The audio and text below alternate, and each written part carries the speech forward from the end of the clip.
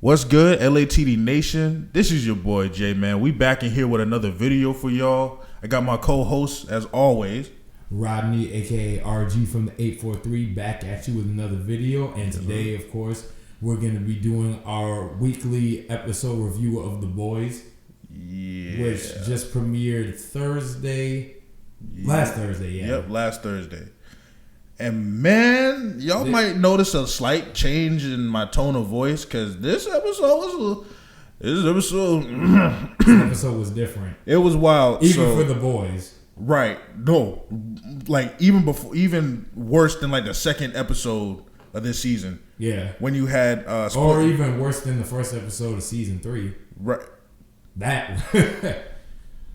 Yeah. So anyway, in this episode, what pretty much was going on, at the end of the third one, you saw Homelander, kind of like his personality started to splinter in the mirror when he's looking inside the mirror and everything like that. This kind of shows his his ego, his super ego, psychology, different story. We're basically seeing like different parts of his fractured psyche, essentially. Exactly. So he goes back to his roots, which is that little basement where he grew up in.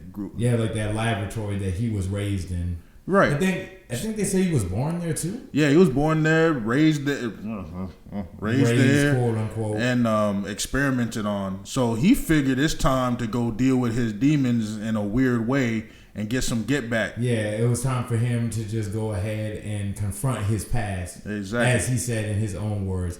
And meanwhile, as that's going on, Huey and his mother are dealing with his father's coma. Yep. And they're kind of struggling with the decision of whether to pull the plug or not. Of course, Huey doesn't want to do that, being very, very close to his father. And the fact is that he hasn't really talked to his dad in like what seems like years at that point. It seems like they haven't, because he's not really been around since the first season, honestly. Right.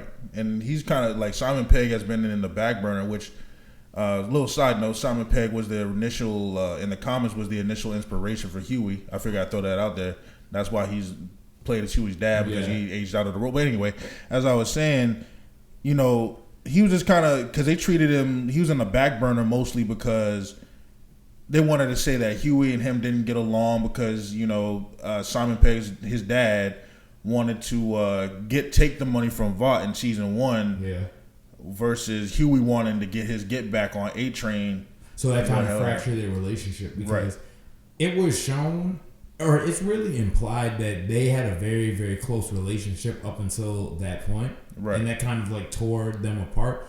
And ever since then, they've been kind of estranged. Mm-hmm. Like they've been in and out of talking as the series has shown. Right. And now this time though, as he's in a coma and everything, Huey's really feeling bad and remorseful, and he doesn't want his dad to want to die, or he doesn't want his father to die without him having gotten to speak to him again. Because I can't remember which episode of this season it was, when Huey got the call from him, but then he didn't pick up, and then it turned out that he had, had his stroke or whatever. I think it was episode 2 of this season. Yeah, I think it was like episode 2. Because and the thing is with that though, Huey's now, since I think in this episode early on, they say that Simon Pegg's character, Huey's dad, is now brain dead. Yeah. So Huey makes a very moral decision.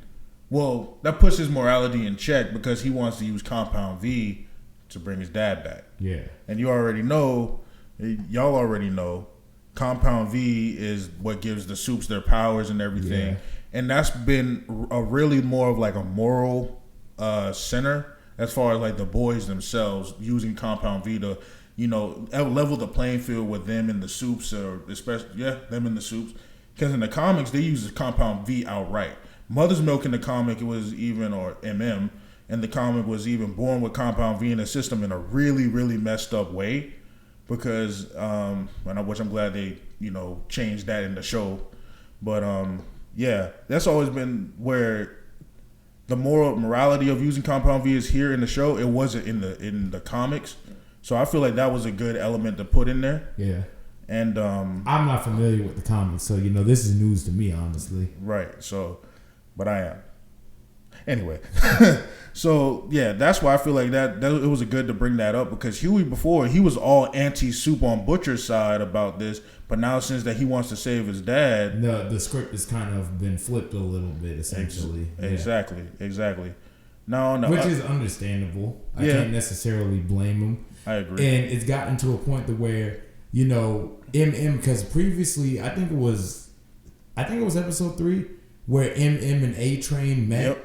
And they were discussing A-Train's possible turning over, because states in that episode that he can feel that A-Train kind of wants to turn, and he kind of wants to walk away from everything with VOD, everything with the 7, which I do agree with, because you are starting to see a lot of moral conflict. Yep. And that's further emphasized by the fact that I think it was that same episode 3, where I think A-Train actually saves Huey. Right. From Homelander.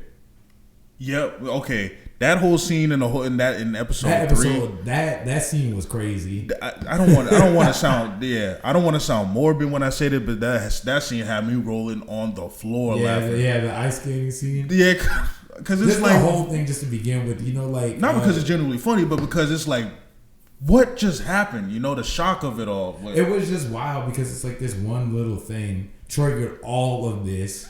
All this on that, people getting their fingers sliced off, people getting like, you know, their neck and stuff like that. Yeah.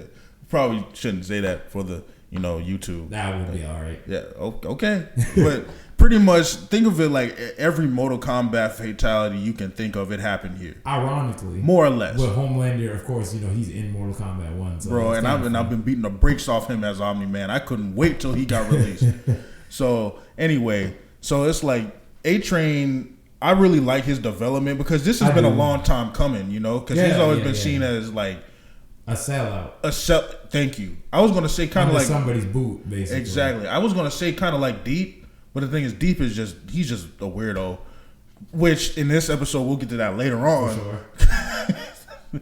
Yeah, anyway, because like I like that A-Train's development, because like you said, like I said, it was like a long time coming, and like you said, he started to get seen as like a sellout, especially in season 3 when he tried to, you know, go back to his roots, this, that, and the third, and where that. And his own brother even called him, I said, when have you ever stood for anything?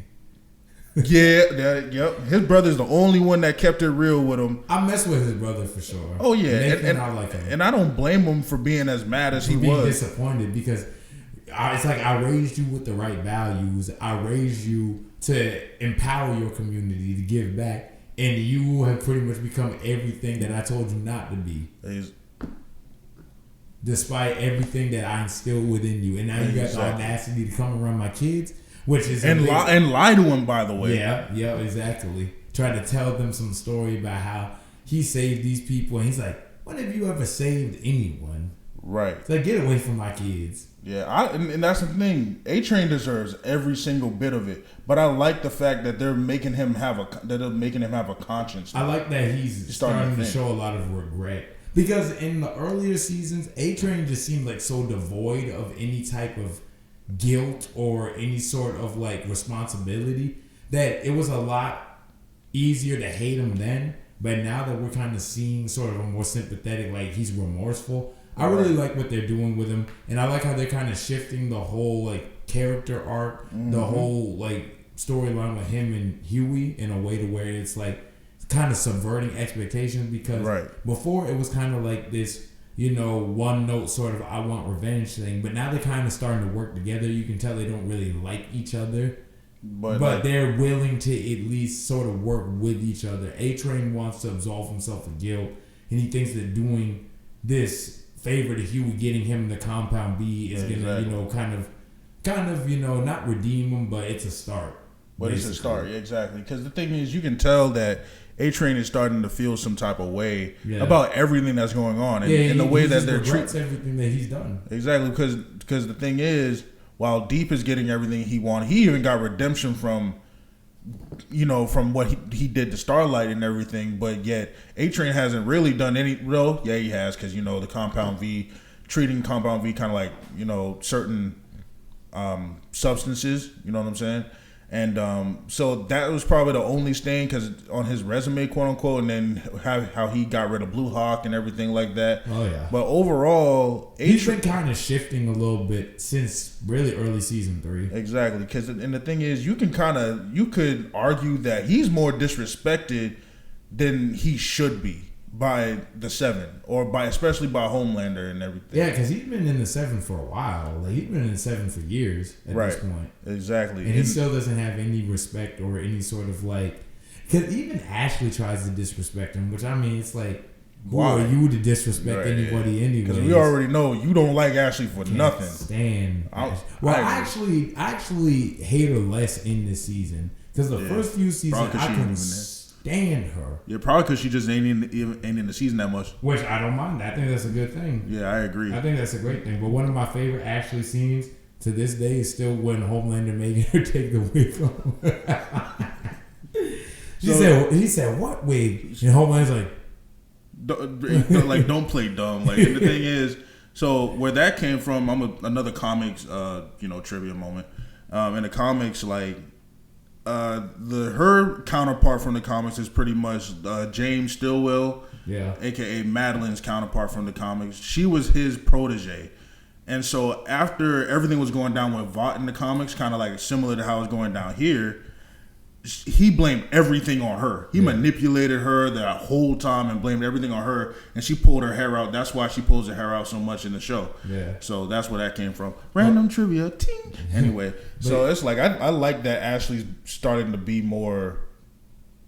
One of my favorite scenes from her was actually when she told off A-Train. When she's like, "Oh, now you want to be upset because it's happening to you?" Yeah.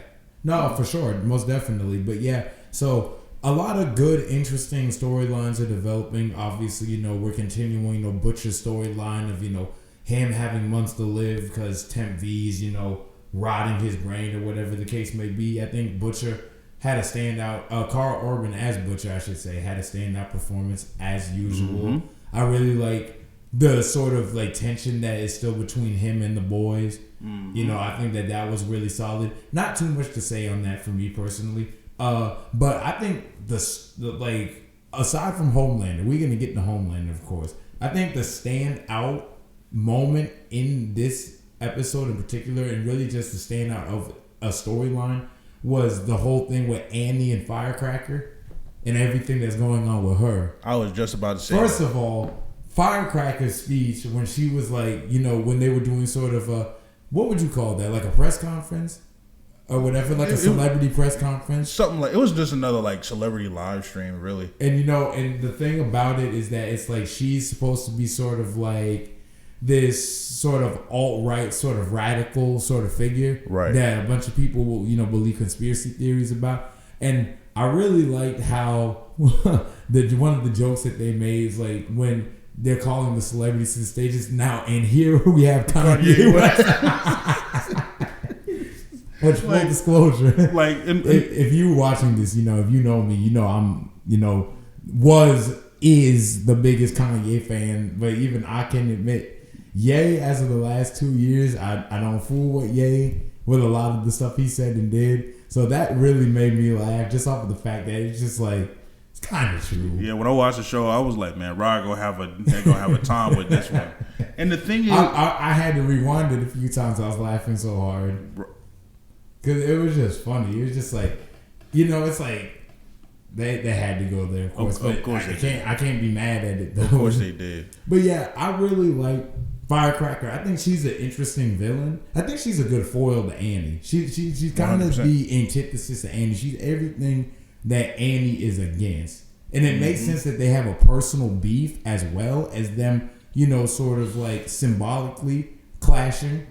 And I really just like seeing how just their animosity towards each other is really like gearing up, because Butcher, he has a standout scene where he finds some stuff about Firecracker from her past that kind of like he threatens to expose to the public unless she kind of backs off and she kind of just stops doing what it is she's doing. But she sends the tweet. We're not going to say exactly what it is. I mean, if you watch it, Right, but it's appalling enough to have that's kind of pretty much almost unforgivable.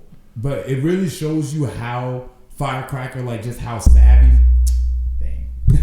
it kind of shows you how savvy. Let the bass drop. I'm sorry. Go ahead. It shows you how savvy Firecracker really is because she sends it herself and then she jumps ahead of it and playing to her audience. She kind of says that, I've been forgiven by God, this, that, and the third, which was manipulative, but it makes sense with what she did, how she framed it. Right. And, she continues to talk trash about Annie, this, that, and the third until Annie finally breaks down, has had enough, and she either because I think the press conference is going on right next door to the Starlight Shelter and everything. Right. She gets over there and boy, when I tell you, she beat her half to death. Oh yeah, she beat the brakes off that mug. Facts. But the thing is, black and blue. Shit. It was crazy. It was crazy work. It was nasty work as a matter of fact. It was diabolical. Facts. And the thing is, with that whole scene, I'm like, how did she even get all this information on Annie? Because I felt mad bad for Annie. I'm not even going to She was obsessed. She's obsessed with her. She spent her whole life plotting this moment to tear her down. And Annie's like, yeah, no, I ain't going for that. And she fell right into the trap. But I ain't going to lie. I was kind of happy when she started beating the brakes. It reminds me of when MM snapped on Todd. Knocking behind that cold. Yep. Because that's the one thing you don't do. When you got a father who's devoted to his family like MM is, you don't go and try to insult his parenting, talking about, because MM said, so you're not her father, basically. Thank you. You're not. That's exactly what he said. Yeah. You're not her father. He's like, somebody has to be. And then he hit him with a clean right hook. Well, his attitude changed so quick. He went from compassionate father to trying to understand. Knocked him out. Cold. One punch. I was like, Fact. yeah. He was like Saitama with that one. Oh, yeah. Shoot. He was like Batman when he punched Guy Gardner in the face with one punch and knocked him out. But yeah, that whole scene in and of itself, I felt real bad for Starlight because she started losing every single one of her sponsors. She lost the one with Dakota Bob or Robert Singer. Something like that, yeah. With Robert Singer and stuff like that. And I just felt real bad. But the thing is... Because you can see it's really getting to her. It's it's getting in her head. Right. Because the thing is, Sister Sage kind of got some get back too. Because earlier in the episode, if you know, you know. Yeah, basically. If you watch it, you know. If you know, you wouldn't be watching this video if you know. Exactly. So it's that's why I'm kind of glad old girl got what was coming to her. Yeah. Because she shouldn't have did Annie like that. Oh, for sure. But I don't think she's done though. No, she ain't. She's probably happy that this happened. Exactly, because she didn't try to fight back. Yeah. So it's a good look for her. Exactly. It makes Annie look even worse, which is what she wanted.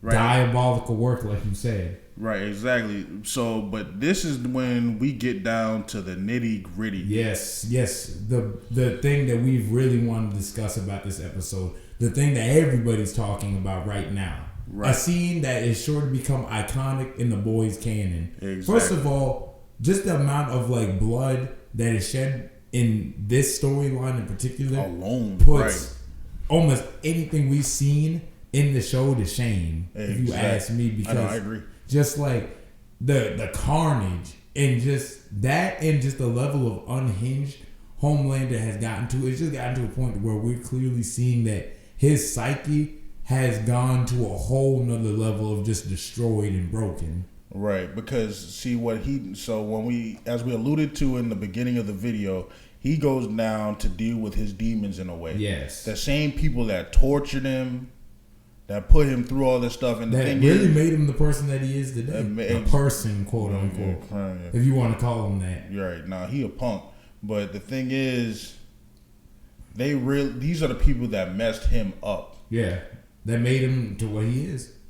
These people really, in a way, that they have responsibility in everything that Homelander is. Exactly, and I gotta tell you, it's grisly. Oh yeah. Because Homelander comes down the elevator with a cake. Yeah, cake first and foremost, which is twisted in and of itself. It's kind of what the... Yeah, exactly. And it's he comes down with this cake. He just tells everybody... And one thing I will say, I'm going to steal this from you for a second. Anthony Starr's performance is honestly great. One of the best performances that he's ever given as Homelander. Exactly. Because the thing is, with Homelander, you don't know what's going to go down. He's very unpredictable. Exactly. That's why I love this show. He's always been a wild card. Exactly. That's why I love the show, because they control the tension so well. You don't know whether Homelander's gonna, hurt someone, or you think he's gonna just be okay and be done. Because when he gets to the second guy that he tortures, essentially, yeah, I'm thinking like, oh, so he's just gonna let him off the hook. Next thing you know, he does what he said he was gonna do. The first one was gruesome enough, just because it's like, and what I really like about it is that through the interactions that he has with the staff and the people there, right. I really like how it's like we're kind of getting to know more his story and just the kind of things that he went through that made him who he was. Like how the first guy, they put in the oven. He's like, oh, remember you put me in this oven, and you basically played a game to like kind of test like the durability of my skin or whatever. Right. And even though my skin wasn't physically affected or anything, it still hurt. Exactly. And so he kind of gets his get back by putting these people through the same things that he went through. Because the second guy, which we can't even really talk about. Yeah. Can't even go into details about this thing. Yeah, we can't look at the details on this one. Oh, no, we not. See what we did. And nobody's trying to look at no details with this. Yeah. This thing right here. Because all I'm going to say is one word. This describes this whole thing in one word. Pause. Pause. No Diddy. No Diddy. Pause. To say? Pause. Just the whole thing, and it's this no Diddy. This slight sort of weird music in the background that's very twisted and very to mirror what's going on with not just with Homelander's psyche, but just the situation itself. You see what is with me in this, but yeah, you really get to see just how twisted and demented he is in this episode. And just the fact that he forces even the people that aren't necessarily participating to kind of watch, right? And he kind of wants to humiliate them the way that he was humiliated, right? Because one of the biggest things that we realized with Homelander is that Homelander throughout his childhood was very mistreated, and not even in the sense of they didn't give him food or whatever the case may be, but they made fun of him. They kind of put him down. They humiliated him. Mm-hmm. So now he's like, today I'm gonna get my get back. And boy, does he get his get back. And as gruesome as it is, one thing that this show is good at, along with the Boys Diabolical, yeah, they're really good at making you hate Homelander, but just as with him. Exactly. But they know how to walk the line with Homelander. Exactly, because the Boys Diabolical showed his first mission, yes. And he goes through certain flashbacks about what happened to him. It alludes to it, but you don't really get a full breakdown or deep dive of it or anything like that. But that's what makes this show so great, because he did try in that episode. He tried to do everything right. Yeah. And all the tropes that you see in Superman do, melting a gun or bending bars. They flip it on his head, exactly. And now what that did, that low key did make me laugh when he melted the gun. What it exploded? It exploded. Yeah. And the dude's anyway, so it was really cool to see him get his get back, like you said. It was bittersweet, because in one sense, do I feel bad for them in a way? Maybe, but not that much. Not that much. Which is crazy, because it's this is Homelander. He's the biggest jerk in the whole show. He's the one you want to see go down the most. But this other lady shows up named Barbara. That was the main head of the office or whatever. Exactly. That pretty much subjected him to this whole thing. Mm-hmm. The main reason why he's even in his position that he is because of her. Yeah. And so when she comes in, she explains that everybody was scared of him as a kid. Yeah. So it's kind of which is, I guess, understandable, considering he has all the strength that he has now from that day. Yeah, because I think they said that he killed, but I think they said that he killed the doctor from when he first came out or whatever. Right. Something like that. Right, when he was first born. When he was first born, yeah. And describes it exactly the way the comics did. I'm sorry, I'm a comics buff. So it's so they describe it. She describes it, his birth, the exact same way that they show in the comics. Which the show notes do note that, actually. Exactly. Which I really like. Exactly. And she tells him that everybody was scared of him, that they put him through so much like psychology, the best psychologist. Yeah, so that he could be easily controlled. Right. So because she even asked like, why didn't you try to leave? Or it tells him the reason why he didn't try to leave is because he wanted so much approval from them and this, that, and the third. Which was by design. And it's like, dang, they really messed this dude up. Which, as much as I've hated Homelander for the things that he's done, and this might be a bomb, but I wasn't really mad at what he did, to be honest with you. I wasn't mad at him.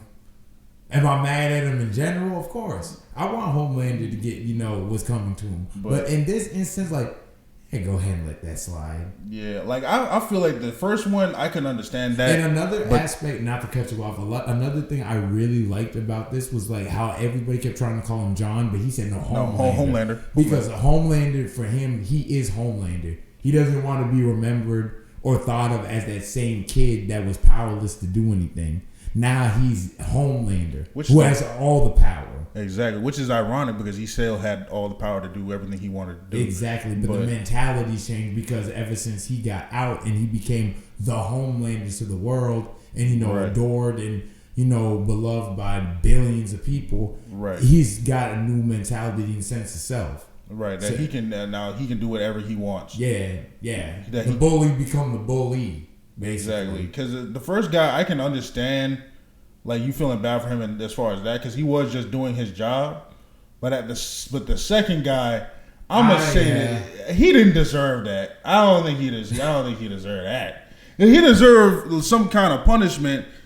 But when the punishment is like that, it's like he ain't deserve that. Like, oh man, it was twisted, but it was funny. It was funny because he's like laughing at him in the chair, like, and the laugh that Anthony Starr does is chilling, disturbing. Yeah, and it's like I'm like, golly, man, you ain't got to do him like that, man. That. Like at least, like man, like it was like that first, like in the first episode when Deep tells A-Train he tells Deep to. Yeah, to go deep essentially. So but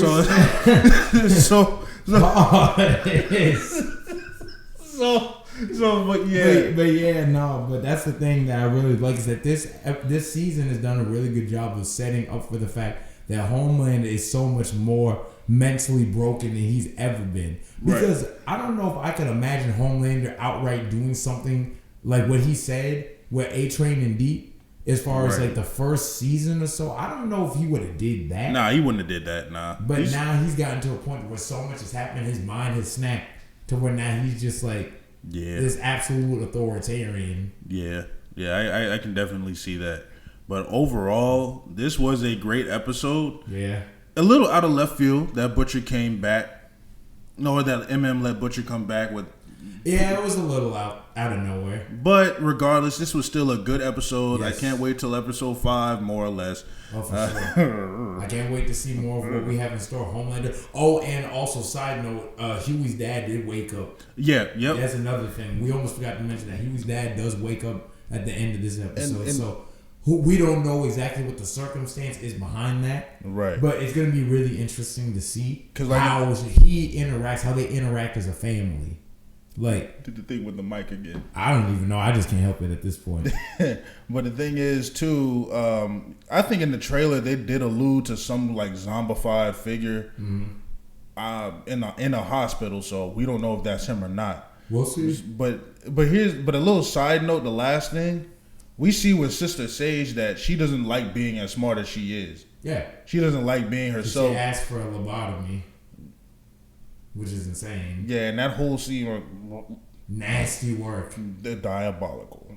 So it's like, but the Deep don't care. He's a weirdo. Deep don't care whatsoever. Deep is just deep at this point. Yeah, I can't wait to see how everything comes back and play. Like him and Sister Sage. I can't wait to see what Ambrosius has to say about this. That's one of my favorite storylines, low key. Hey, more Ambrosius in season 5. Matter of fact, it should just be an Ambrosius spinoff. Don't listen to him. Don't listen to him. Stop it. Don't listen to him. Nah, Ambrosius and Boys spinoff. Talk that in the comments. No. After the Boys is over. You know what? Just for the comments' sake, maybe, but don't. But as a show, don't listen to this, man. Don't do it. Please don't. Hey, why not, right?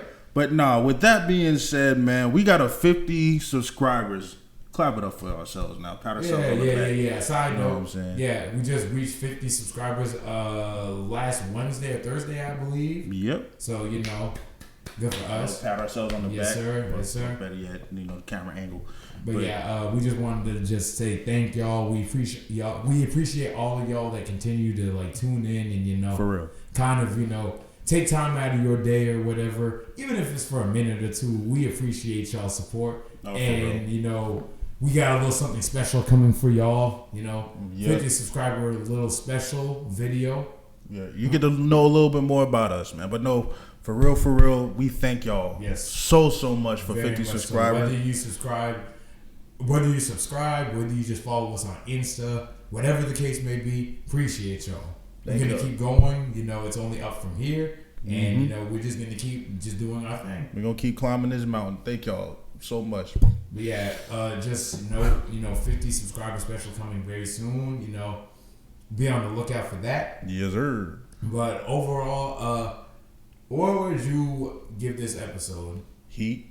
I'll say, I would agree. High heat. It's about a 8.5 out of 10. Yeah, I think one thing that I'm really impressed with The Boys is that it's managed to have all these storylines but still juggle them all really well. Exactly. Because usually by this point is when the show starts to get a little bit overwhelmed.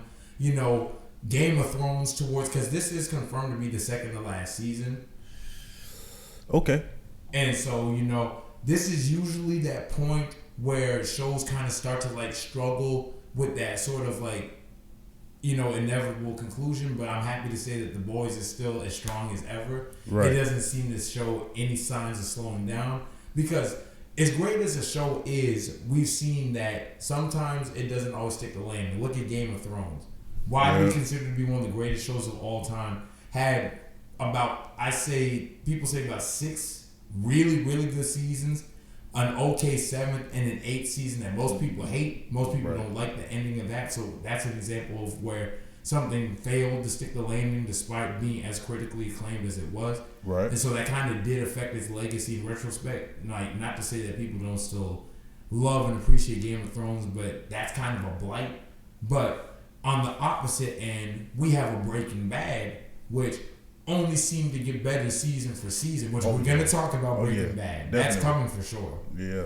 That seemed to have only gotten better as the show went on. It never showed any signs of weakness. The acting got better. The storyline got better. The cinematography got better. And the conclusion today is still regarded to be one of the greatest in the history of TV.